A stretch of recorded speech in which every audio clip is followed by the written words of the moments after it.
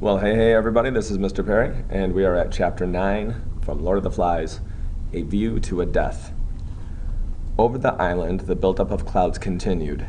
A steady current of heated air rose all day from the mountain and was thrust to 10,000 feet. Revolving masses of gas piled up the static until the air was ready to explode. By early evening, the sun had gone, and a brassy glare had taken the place of clear daylight. Even the air that pushed in from the sea was hot and held no refreshment. Colors drained from water and trees and pink surfaces of rock, and the white and brown clouds brooded. Nothing prospered but the flies, who blackened their lord and made the spilt guts look like a heap of glistening coal. Even when the vessel broke in Simon's nose and the blood gushed out, they left him alone, preferring the pig's high flavor. With the running of the blood, Simon's fit passed into the weariness of sleep. He lay in the mat of creepers while the evening advanced, and the cannon continued to play. At last he woke and saw dimly the dark earth close by his cheek. He did not move, but lay there, his face sideways on the earth, his eyes looking dully before him. Then he turned over, drew his feet under him, and laid hold of the creepers to pull himself up. When the creepers shook, the flies exploded from the guts with a vicious note and clamped back on again. Simon got to his feet. The light was unearthly. The Lord of the Flies hung on his stick like a black ball. Simon spoke aloud to the clearing. "What else is there to do?" Nothing replied. Simon turned away from the open space and crawled through the creepers till he was in the dusk of the forest. He walked drearily between the trunks, his face empty of expression, and the blood was dry round his mouth and chin. Only sometimes, as he lifted the ropes of creeper aside and chose his direction from the trend of the land, he mouthed words that did not reach the air. Presently, the creepers festooned the trees less frequently, and there was a scatter of pearly light from the sky down through the trees. This was the backbone of the island, the slightly higher land that lay beneath the mountain, where the forest was no longer deep jungle. Here, there were wide spaces interspersed with thickets and huge trees, and the trend of ground led him up as the forest opened. He pushed on, staggering sometimes with his wariness, but never stopping. The usual brightness was gone from him, and he walked with a sort of glum determination, like an old man. A buffet of wind made him stagger, and he saw that he was out in the open, on rock, under a brassy sky. He found his legs were weak, and his tongue gave him pain all the time. When the wind reached the mountain top, he could see something happen, a flicker of blue stuff against the brown clouds. He pushed himself forward, and the wind came again, stronger now, cuffing the forest heads till they ducked and roared. Simon saw a humped thing suddenly sit up at the top and look down at him. He hid his face and toiled on. The flies had found the figure too. The lifelike movement would scare them off for a moment so that they made a dark cloud round the head. Then, as the blue material of the parachute collapsed, the corpulent figure would bow forward, sighing, and the flies would settle once more. Simon felt his knees smack the rock. He crawled forward, and soon he understood. The tangle of lines showed him the mechanics of this parody. He examined the white nasal bones, the teeth, the colors of corruption. He saw how pitilessly the layers of rubber and canvas held together the poor body that should be rotting away. Then the wind blew again, and the figure lifted, bowed, and breathed foully at him. Simon knelt on all fours and was sick till his stomach was empty. Then he took the lines in his hands and freed them from the rocks and the figure from the wind's indignity. At last he turned away and looked down at the beaches. The fire by the platform appeared to be out, or at least making no smoke. Further along the beach, beyond the little river, and near a great slab of rock, a thin trickle of smoke was climbing into the sky. Simon, forgetful of the flies, shaded his eyes with both hands and peered at the smoke. Even at that distance, it was possible to see that most of the boys, perhaps all of the boys, were there. So they had shifted camp then, away from the beast. As Simon thought this, he turned to the poor broken thing that sat stinking by his side. The beast was harmless and horrible, and the news must reach the others as soon as possible. He started down the mountain, and his legs gave beneath him. Even with great care, the best he could do was a stagger. "Bathing," said Ralph. "That's the only thing to do." Piggy was inspecting the looming sky through his glass. "I don't like them clouds. Remember how it rained after we landed?" Going to rain again." Ralph dived into the pool. A couple of little ones were playing at the edge, trying to extract comfort from a wetness warmer than blood. Piggy took off his glasses, stepped primly into the water, and then put them on again. Ralph came to the surface and squirted a jet of water at him. "Mind my specs," said Piggy. "If I get water on the glass, I've got to take 'em out. I've got to get out and clean 'em." Ralph squirted again and missed. He laughed at Piggy, expected him to retire meekly as usual, and in pained silence. Instead, Piggy beat the water with his hands. "Stop it!" he shouted. "Do you hear?" Furiously, he drove the water into Ralph's face. All right, said Ralph. "Keep your hair on." Piggy stopped beating the water. "I got a pain in my head. I wish the air was cooler. I wish the rain would come. I wish we could go home." Piggy lay back against the sloping sand side of the pool. His stomach protruded and the water dried on it. Ralph squinted up at the sky. One could guess at the movement of the sun by the progress of a light patch among the clouds. He knelt in the water and looked round. "Where's everybody?" Piggy sat up. "Perhaps they're lying in the shelter." "Where's Sam and Eric?" "And Bill?" Piggy pointed beyond the platform. "That's where they've gone. Jack's party." "Let them go," said Ralph uneasily. "I don't care." "Just for some meat." "And for hunting," said Ralph wisely, "and for pretending to be a tribe, and for putting on war paint." Piggy stirred the sand underwater and did not look at Ralph. "Perhaps we ought to go too." Ralph looked at him quickly and Piggy blushed. I mean, to make sure nothing happens again." Ralph squirted water again. Long before Ralph and Piggy came up with Jack's lot, they could hear the party. There was a stretch of grass in a place where the palms left a wide band of turf between the forest and the shore. Just one step down from the edge of the turf was the white blown sand above high water. Warm, dry, trodden. Below that again was a rock that stretched away toward the lagoon.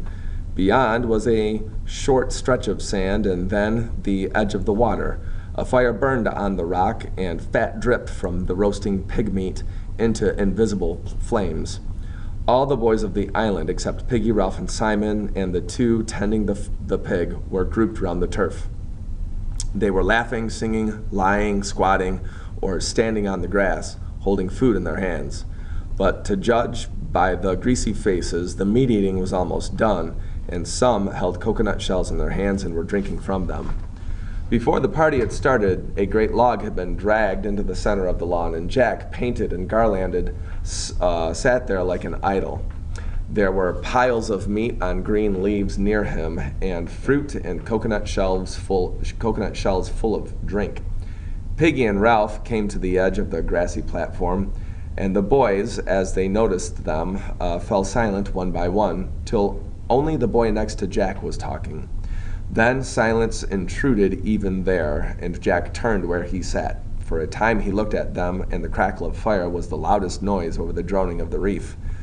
Ralph looked away, and Sam, thinking that Ralph had turned to him accusingly, put down his gnawed bone with a nervous giggle. Ralph took an uncertain step, pointed to a palm tree, and whispered something inaudible to Piggy, and they both giggled like Sam. Lifting his feet high out of the sand, Ralph started to stroll past. Piggy tried to whistle. At this moment, the boys who were cooking at the fire suddenly hauled off a great chunk of meat and ran with it towards the grass.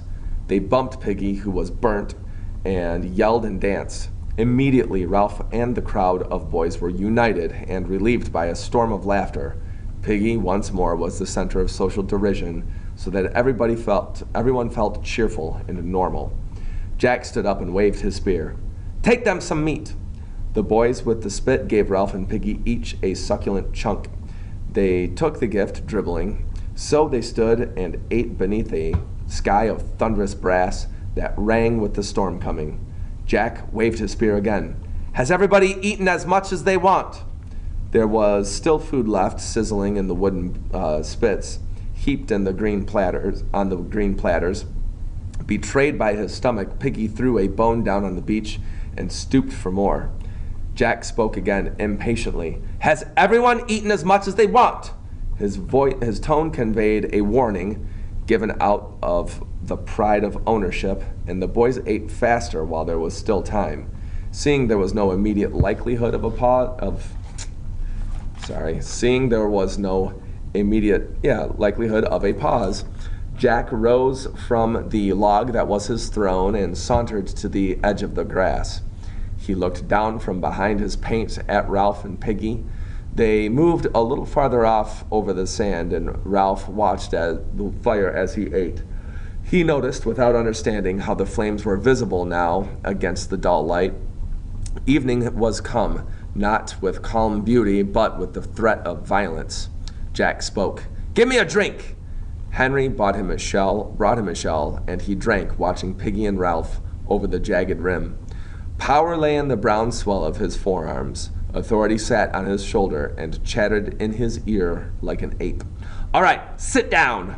The boys ranged themselves in rows on the grass before him, but Ralph and Piggy stayed a foot lower, standing on the soft sand. Jack ignored them for a moment, turned his mask down to the seated boys, and pointed at them with the spear. "Who's going to join my tribe?" Ralph made a sudden movement that became a stumble. Some of the boys turned toward him. "I gave you food," said Jack, "and my hunters will protect you from the beast. Who will join my tribe?" "I'm chief," said Ralph, "because you chose me, and we're going to keep the fire going. Now you run after the food." "You ran yourselves," shouted Jack. "Look at that bone in your hands." Ralph went crimson. "I said you were hunters. That was your job." Jack ignored him again. "Who will join my tribe and have fun?" "I'm chief," said Ralph tremulously. "And what about the fire? And I've got the conch." "You haven't got it with you," said Jack, sneering. "You left it behind. See? Clever. And the conch doesn't count at this end of the island." All at once the thunder struck. Instead of the dull boom, there was a point of impact in the explosion. The conch counts here too," said Ralph, "and all over the island." "What are you going to do about it then?" Ralph examined the ranks of boys. There was no help in them, and he looked away, confused and sweating. Piggy whispered, "The fire! Rescue!" "Who will join my tribe?" "I will. Me. I will." "I'll blow the conch," said Ralph breathlessly, "and call an assembly." "We shan't hear it." Piggy touched Ralph's wrist.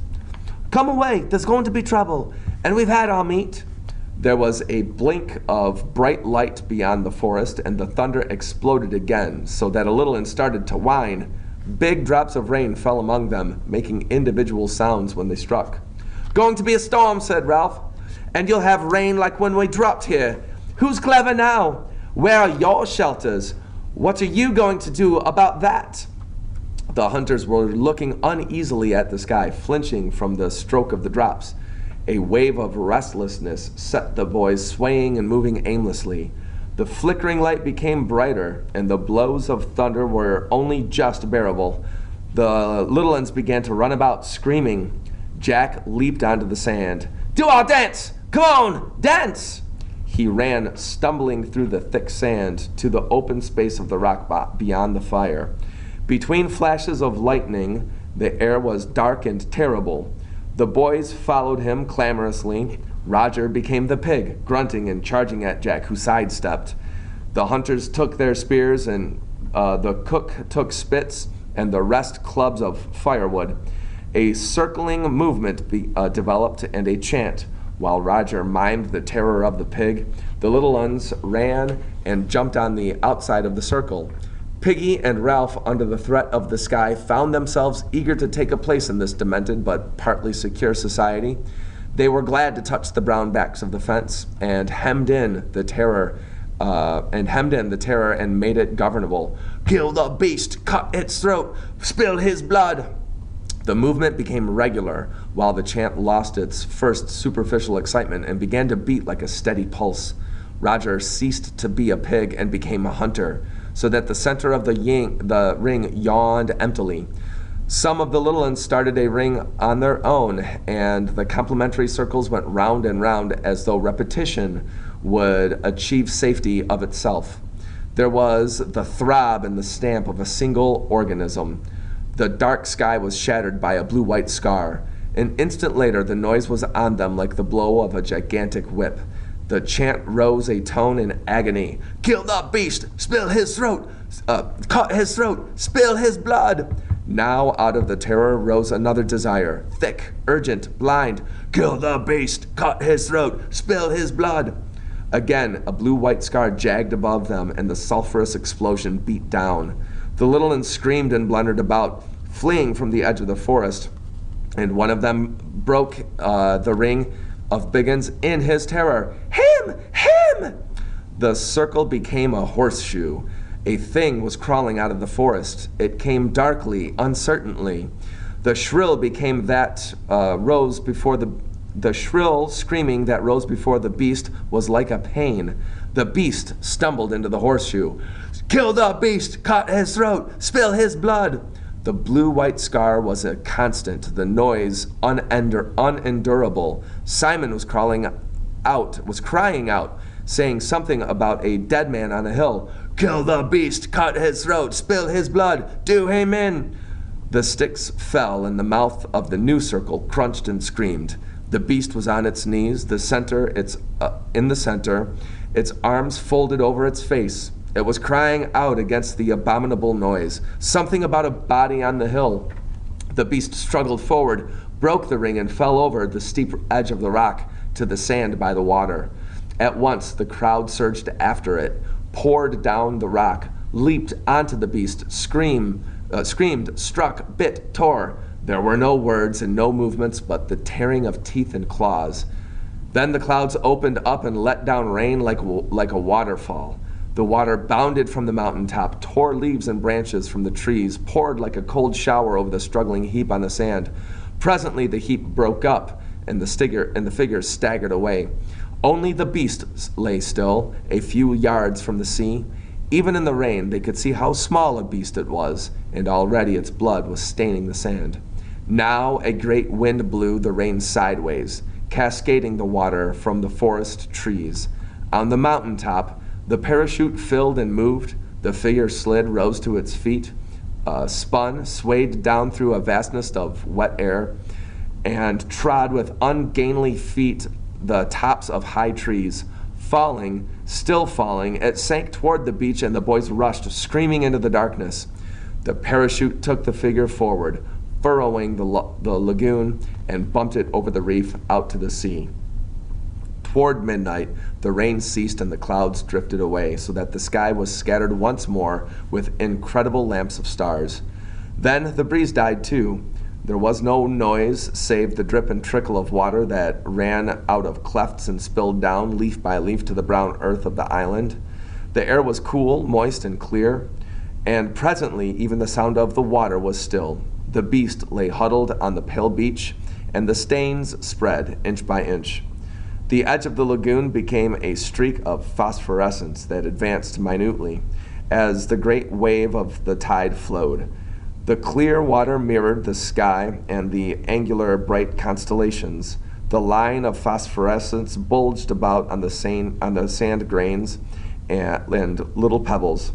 It held them each in a dimple of tension and suddenly accepted them with an inaudible syllable and moved on. Along the shoreward edge of the shallows, the advancing clearness was full of strange moonbeam-bodied creatures with fiery eyes. Here and there, a larger pebble clung to its own air and was covered with a coat of pearls. The tide swelled in over the rain-pitted sand and smoothed everything with a layer of silver. Now it touched the first of the stains that seeped from the broken body, and the creatures made a moving patch of light. As they gathered at the edge, the water rose farther, and dressed Simon's coarse hair with brightness. The line of his cheek silvered, and the turn of his shoulder became a sculptured marble. The strange attendant creatures with their fiery eyes and trailing vapors busied themselves round his head. The body lifted a fraction of an inch from the sand, and a bubble of air escaped from the mouth with a wet plop. Then it turned gently in the water. Somewhere over the darkened curve of the world, the sun and the moon were pulling, and the film of water on the Earth planet was held, bulging slightly on one side, while the solid core turned. The great wave of the tide moved farther along the island, and the water lifted, softly surrounded by a fringe of inquisitive bright creatures, itself a silver shape beneath the steadfast constellations. Simon's dead body moved out towards the open sea.